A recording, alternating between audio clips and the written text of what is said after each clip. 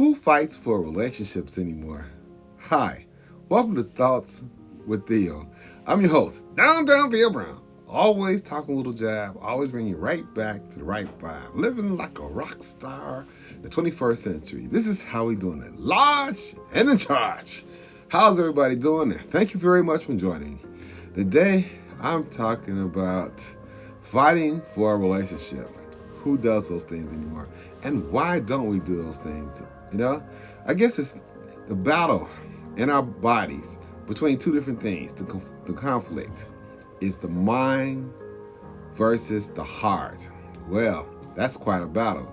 But let me tell you, in our minds, we have all kind of things. In our minds, we're going to get things done from point A to point B. It better sound right. It better look right, and it better be right if you coming this way in a relationship. That's what the mind is telling you. In our hearts, hey, wow, he's a nice person. You see what he sent me? He gave me some flowers. He told me I was nice. He touched me. He held my hand. Hey, in the mind, I ain't trying to hear that. Hey, we can be cautious. We can be afraid. We can think about the possibility of not trusting somebody. You know what happened to us the last time he was here. In the mind, that's what they say. But in our heart, hey, I just want to be in love. What's wrong with me being in love? What's wrong with somebody caring about me? Here's the thing about any of these things. If somebody comes to you hypothetically and say to you, listen, after seeing them for a while, hypothetical, right? I'm going to hurt you. And you have two answers to give them. Either you're going to say, yes, you are going to hurt me, or you're going to say no. And if you say, yes, you are going to hurt me because I'm vulnerable, my guard's down, and I'm open and ready for love. Or you can say, no, you're not going to hurt me because my guards are up.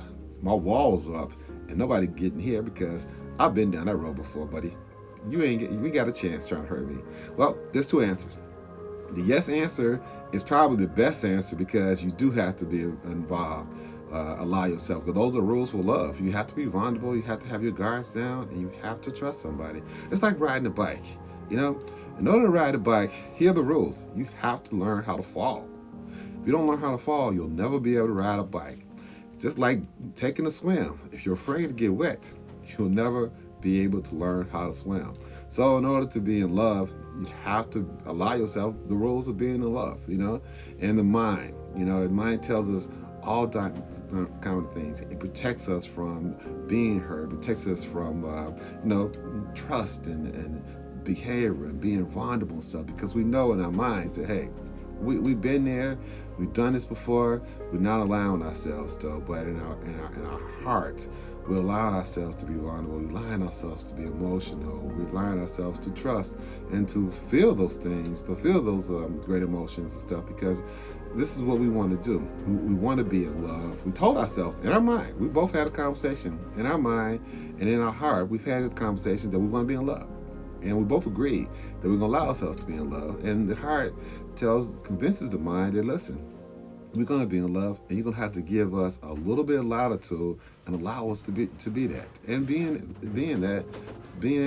that being said, the rules for love. The rules for love is allowing ourselves to be vulnerable, allowing ourselves to trust, and going back to my initial conversation, fighting for a relationship.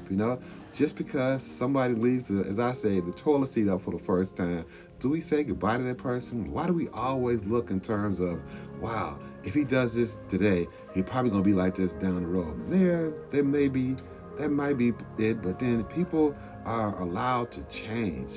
People are allowed to grow.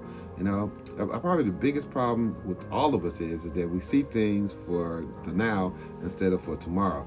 Yeah, the relationship that we have now, the sex is great, the conversation is beautiful, but what about tomorrow? Will you be able to be there for me tomorrow if something goes wrong? If I'm not gainfully employed, if I don't have a great car, if I get into a tragic accident? Will you be able to maintain our level of commitment, our level of relationships that we had way back when? Yeah, anybody can maintain the here and now, but what about tomorrow? This is what we have to think about too. The fight for the relationship, not saying goodbye because we don't like the way things didn't work out, because we think these are flags and red flags and signs that, oh, you're going to be this way because you're this way now. Everybody is entitled to change. The way I was 10 years is nowhere near where I'm at today. I've all applied myself with the absolute positively, the ideas of growing. And this is what we all have to do. Continue to grow, continue to grow, continue to go. Again, ride the bike, you gotta fall down. Jump in the water, you learn how to swim. This is your main man, down there, Brown. Always talking little jive, always bring you right back to the right vibe. Living like a rock star in the 21st century. My business is love and happiness, and my business has been quite good. Thank you very much. Until next time, I will see you later. Hate me now, love me later. Thank you very much. Always appreciate it. Until next time, thank you.